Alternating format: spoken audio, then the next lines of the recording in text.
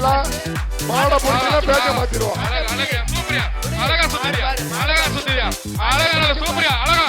பொங்கல் பண்டிகையையொட்டி மதுரையில் அவனியாபுரம் பாலமேட்டை தொடர்ந்து புதன்கிழமை காலையில் உலக புகழ்பெற்ற அலங்காநல்லூரில் ஜல்லிக்கட்டு போட்டி தொடங்கியது. மதுரை மாவட்ட ஆட்சியர் சங்கீதா தலைமையில் வீரர்கள் உறுதிமொழி ஏற்றதைத் தொடர்ந்து ஜல்லிக்கட்டு போட்டியை அமைச்சர் உதயநிதி ஸ்டாலின் கொடியசைத்து தொடங்கி வைத்தார்.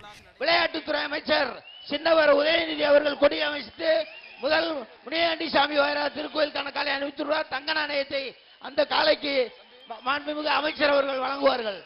முதலில் கோவில் காளைகள் அவிழ்த்துவிடப்பட்டதைத் தொடர்ந்து முதல் சுற்று போட்டி தொடங்கியது.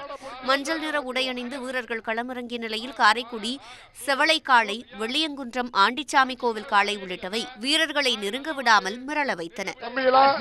மாட பொறுத்து பேச மாத்திடுவோம்.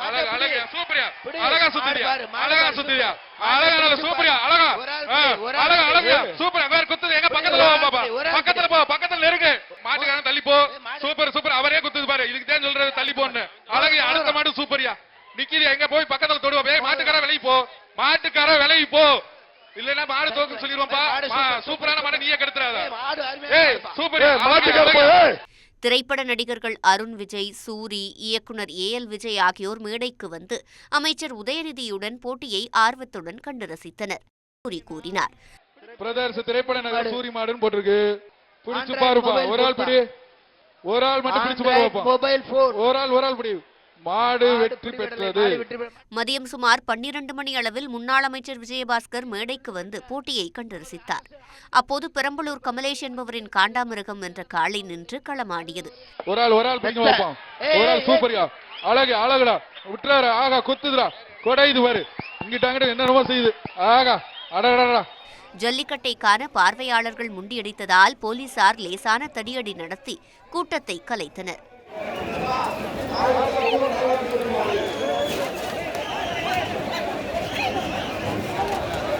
சுமார் 3:30 மணி அளவில் இறுதிச் சுற்று போட்டி பரபரப்பாக தொடங்கியது. கருப்பாயூரணி கார்த்திக்கும் பூவந்தியைச் சேர்ந்த அபிசித்தரும் போட்டி போட்டு காளைகளை பிடித்தனர்.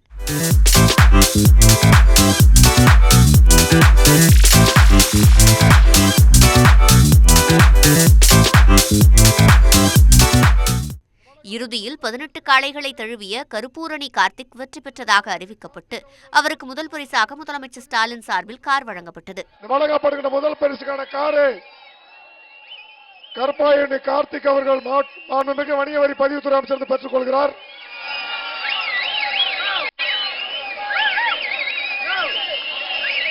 பின்னர் செய்தியாளர்களிடம் பேசிய அவர் அரசு வேலை வழங்கினால் உதவியாக இருக்கும் என தெரிவித்தார்.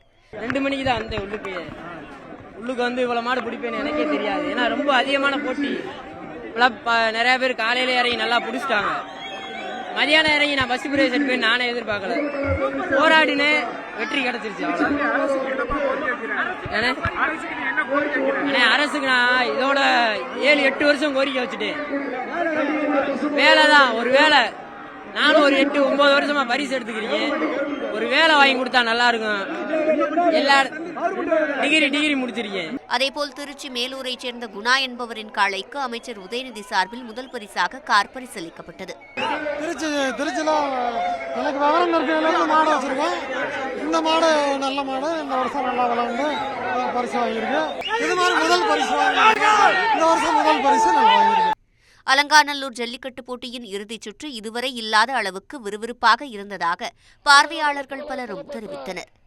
அலங்காநல்லூரில் மொத்தம் 810 காளைகள் அவிழ்த்துவிடப்பட்ட நிலையில் காவலர்கள் 6 பேர் உள்பட 83 பேர் காயமடைந்தனர். அதில் 12 பேர் மேல் சிகிச்சைக்காக மதுரை அரசு ராஜாஜி மருத்துவமனையில் அனுமதிக்கப்பட்டனர்.